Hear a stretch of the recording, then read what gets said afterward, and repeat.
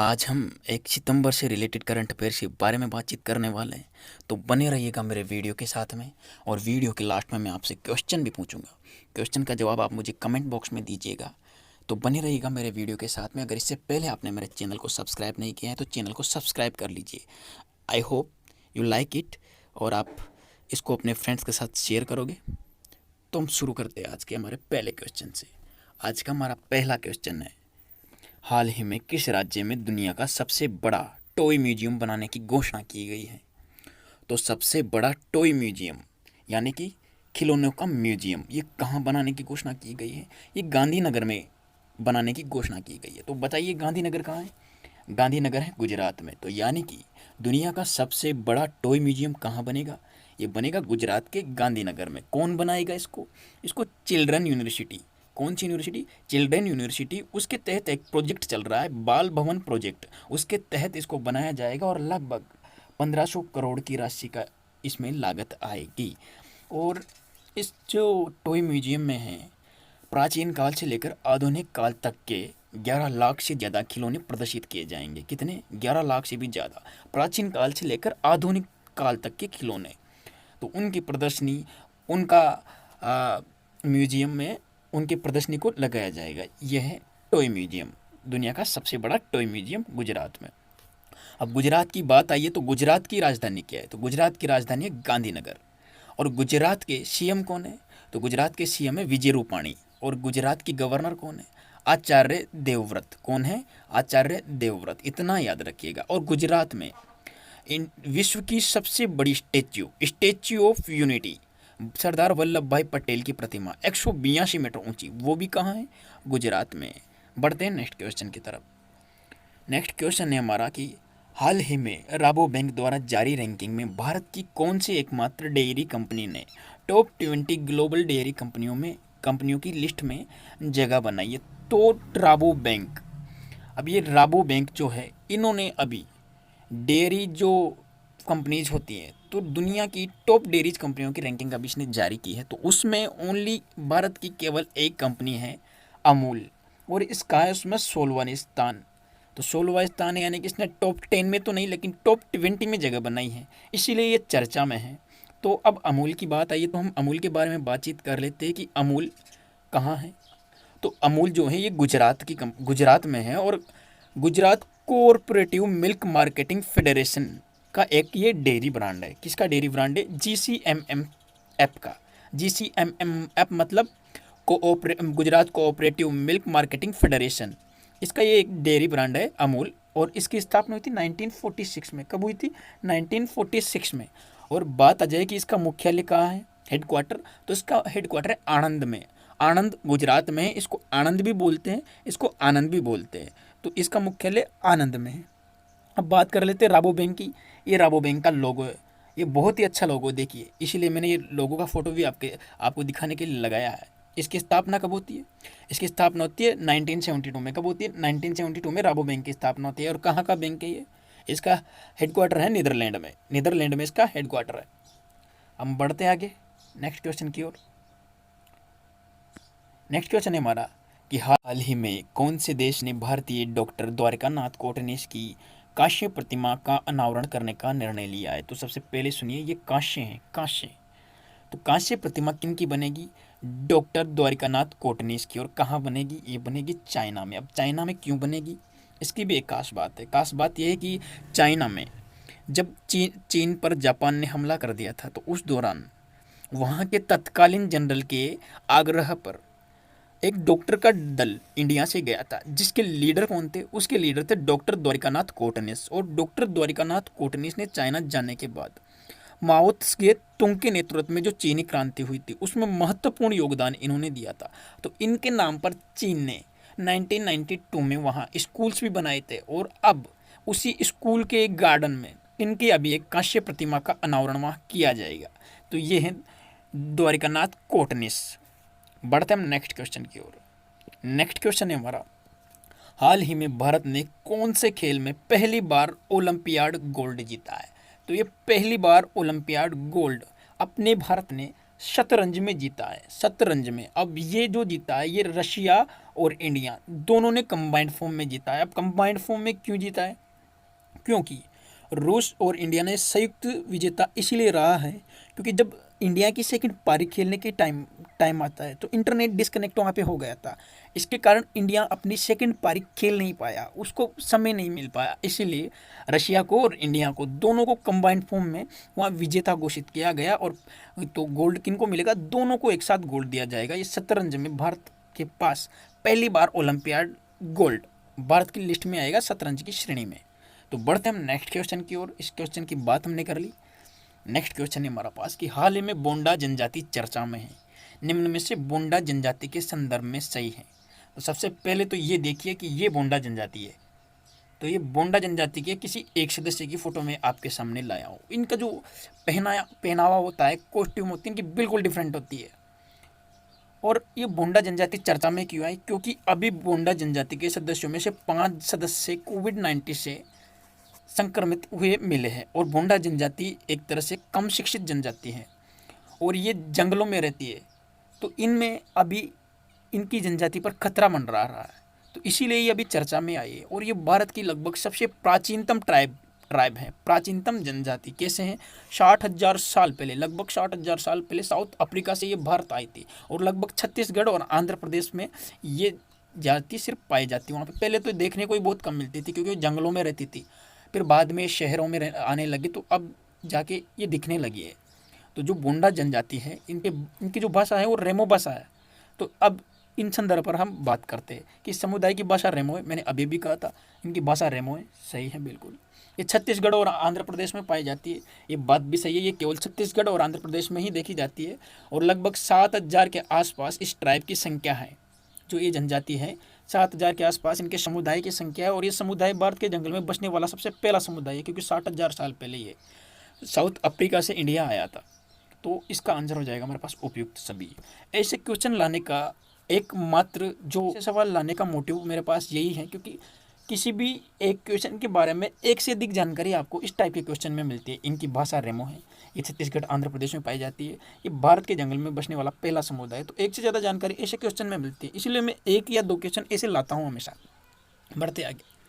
हाल ही में कौन से सोशल मीडिया प्लेटफॉर्म ने बेंगलोर की सर्किल इंटरनेट कंपनी का अधिग्रहण किया है? अधिग्रहण मतलब उसको खरीद लिया है। तो किसने खरीदा है? अभी ये लोगो देख पा रहे हैं आप, ये स्नैपचैट का लोगो है। तो स्नैपचैट ने खरीदा है। अभी किसको खरीदा है? सर्किल इंटरनेट को खरीदा है। अब स्नैपचैट ने सर्किल इंटरनेट को खरीदा है तो स्नैपचैट के बारे में बात कर लें। तो स्नैपचैट जो है इसकी स्थापना कब हुई थी? तो इसकी स्थापना हुई थी 2011 में। कब हुई थी स्नैपचैट की स्थापना? 2011 में स्नैपचैट की स्थापना होती है। और स्नैपचैट के फाउंडर कौन है? तो इसके फाउंडर है इवन स्पीगल। कौन है? Evan Spiegel. और साथ में बॉबी मर्फी, ये 2 जने इसके फाउंडर है, इवन स्पीगल, बॉबी मर्फी। और इसका जो हेडक्वार्टर है वो कहाँ है? हेडक्वार्टर इसका कैलिफोर्निया में। कहाँ है? कैलिफोर्निया में। और कैलिफोर्निया की सबसे इंपॉर्टेंट बात आपको पता है कि कैलिफोर्निया से सांसद कौन है अभी? तो कैलिफोर्निया से सांसद है कमला हैरिस, एमएलए वहाँ की। कौन है? कमला हैरिस, भारतीय मूल की कमला हैरिस कैलिफोर्निया की सांसद है, ये याद रखिएगा आप। बढ़ते हम नेक्स्ट क्वेश्चन की ओर। नेक्स्ट क्वेश्चन है हमारे पास कि हाल ही में कार्डियोलॉजिस्ट डॉक्टर पद्मावती का निधन हुआ है, इनके बारे में निम्न में से सत्य कथन है। मैंने फिर आपके सामने एक और क्वेश्चन लाया हूँ जिस क्वेश्चन में मुझे लगता है कि इस क्वेश्चन की आपको ज़्यादा से ज़्यादा नॉलेज होनी चाहिए। मैं उन क्वेश्चन को इसी तरह से आपके सामने पेश करता हूँ। तो डॉक्टर पद्मावती, इनका पूरा नाम है शिव रामकृष्ण अय्यर पद्मावती। अब इनके बारे में जो संदर्भ है उनके बारे में आप विचार कीजिए। देखिए, ये देश की पहली महिला कार्डियोलॉजिस्ट थी, ये बात बिल्कुल सही है। देश की पहली महिला कार्डियोलॉजिस्ट कौन थी? श्री रामकृष्ण अय्यर पद्मावती, ये देश की पहली महिला कार्डियोलॉजिस्ट थी। इनका जन्म म्यांमार में हुआ था, लेकिन जो WW2 वर्ल्ड वार 2 हुआ था उसके दौरान ये इंडिया आए थे और इन्होंने इंडिया में देश के पहले कार्डियक केयर यूनिट की स्थापना भी की थी। तो हमारे पास सारे ऑप्शन सही हो जाते हैं, उपयुक्त सभी। अभी कोविड-19 के कारण 103 वर्ष की आयु में इनका निधन हुआ है। तो ये हैं डॉक्टर पद्मावती, ये जो फोटो देख पा रहे हैं आप इनका। बढ़ते हैं, ये देश की पहली महिला कार्डियोलॉजिस्ट है, इनके बारे में ये बात विशेषकर आप ध्यान रखिएगा। बढ़ते हैं नेक्स्ट क्वेश्चन। हाल ही में कौन से बैंक ने संकटग्रस्त एस बैंक में 7,250 करोड़ रुपए लगाने का फैसला लिया है?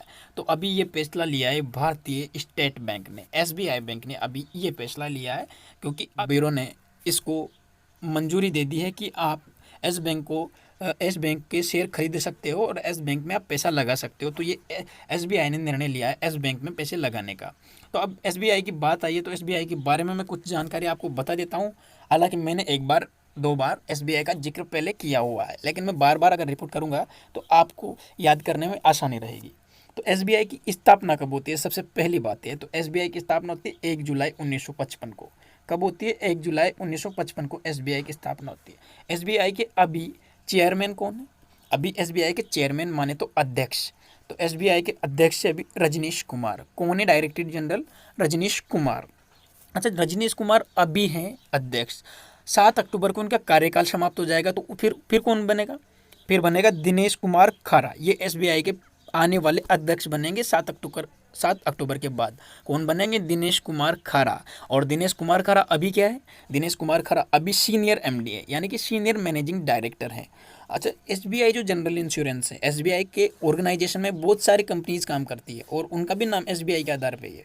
तो एसबीआई जनरल इंश्योरेंस ये भी एसबीआई का एक ऑर्गेनाइजेशन है और इसके जो सीईओ है वो है प्रकाश कांडपाल। उसके अलावा एसबीआई फाउंडेशन लिमिटेड भी है, इसके सीईओ हैं अश्विनी भाटिया। और उसके अलावा एसबीआई म्यूचुअल फंड भी हैं। एसबीआई म्यूचुअल फंड के कौन है? एसबीआई म्यूचुअल फंड के सीईओ है विनय एम टोन्स। कौन है? विनय एम टोन्स। ये एसबीआई म्यूचुअल फंड के, और तो इम्पोर्टेंट यही है SBI mutual fund, SBI general insurance, जिनके बारे में मैंने आपको बता दिया है। हालांकि एसबीआई कार्ड एंड पेमेंट ये भी इंपॉर्टेंट है, इसके बारे में भी याद रखना आप कि एसबीआई कार्ड एंड पेमेंट जो है तो इसके अभी सीईओ है अश्विनी कुमार तिवारी। कौन है? अश्विनी कुमार तिवारी। ये ध्यान रखिएगा। हम बढ़ते हैं नेक्स्ट क्वेश्चन की ओर।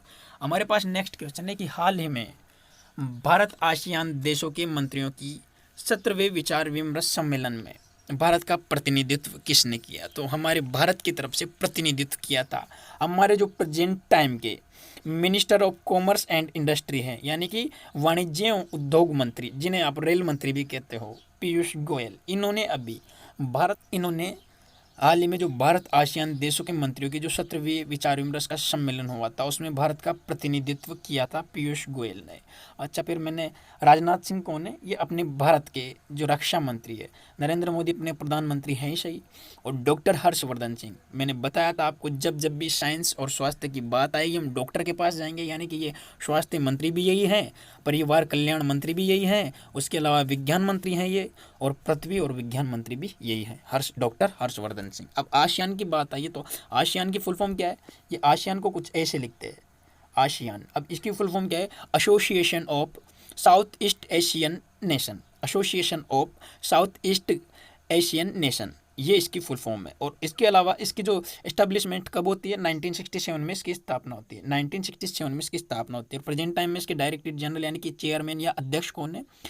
लिन जोक हुई। कौन है? लिन जोक हुई। ये लिन जोक हुई, ये इसके अभी अध्यक्ष हैं, लिन जोक हुई। उसके अलावा इसका जो मुख्यालय है वो कहाँ है? जकार्ता में इसका मुख्यालय है। अच्छा, ये पूछा जा सकता है कि आसियान में कितने सदस्य हैं, तो मैं ये फोटो इसीलिए लेके आया हूँ ताकि आपको समझने में आसानी हो। तो आज आसियान जो है वो एशियाटिक जो कंट्रीज हैं उनका एक ग्रुप है। तो देखिए, लाहौस है, इसमें म्यांमार है, थाईलैंड है, सिंगापुर है, मलेशिया है, इंडोनेशिया है, कंबोडिया है, वियतनाम है, और ब्रुनई है, और फिलीपींस है। इंडिया भी एशिया में आता है लेकिन इंडिया इसका सदस्य नहीं है, ये याद रखिएगा। बढ़ते हैं नेक्स्ट क्वेश्चन की ओर। नेक्स्ट क्वेश्चन है हमारा कि हाल ही में किस भारतीय संस्थान ने दुनिया का सबसे सस्ता रेस्पिरेटरी मास्क US9 लॉन्च किया है? अब दुनिया का सबसे सस्ता रेस्पिरेटरी मास्क, यानी कि इससे सांस लेने में कोई परेशानी नहीं होगी और कोविड से भी आपका बचाव किया जा सकता है। ये लॉन्च किया है अभी IIT हैदराबाद ने, और ये वर्ल्ड चीपेस्ट रेस्पिरेटरी मास्क है। चीपेस्ट कैसे है? अफोर्डेबल कैसे है? क्योंकि 13 रुपये में ये मास्क मिलेगा और एक दिन इसको यूज किया जा सकता है, तो 13 रुपये पर डे इसको बोल सकते हैं हम।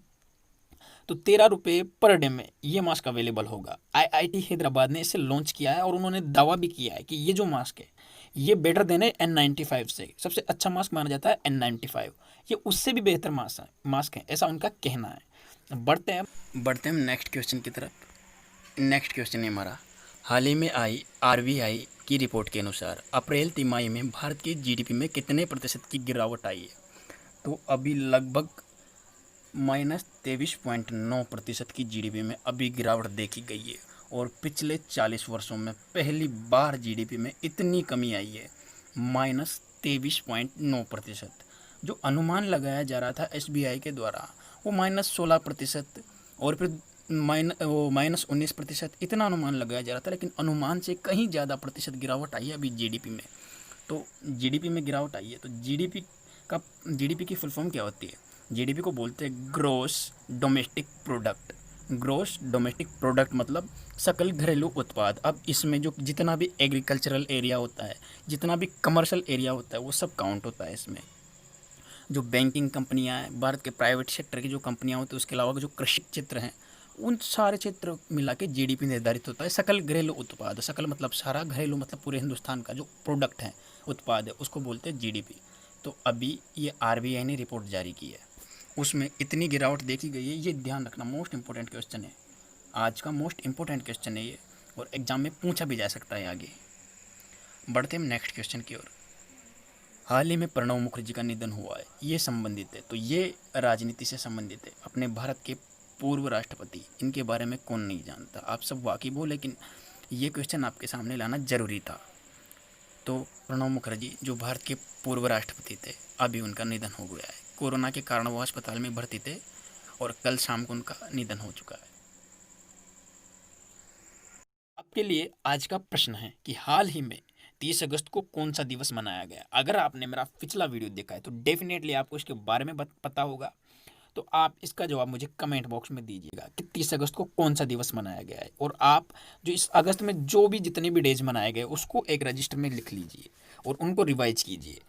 तो प्रत्येक महीना आता है, उसके ख़त्म होते ही आप उनके डेज को पेपर में लिख लीजिए, ताकि आपको वो याद रह जाएंगे, और उनको कभी कभी रिवाइज कर लिया करो, ताकि वो आपकी मेमोरी में हमेशा बने रहेंगे। Thank you guys to see the complete video. I hope you like it and share to your friend. और चैनल को सब्सक्राइब करना नहीं भूलिएगा, बेल आइकन पर क्लिक कीजिए ताकि सबसे पहले आपको नोटिफिकेशन मिले। Thank you for watching the complete video.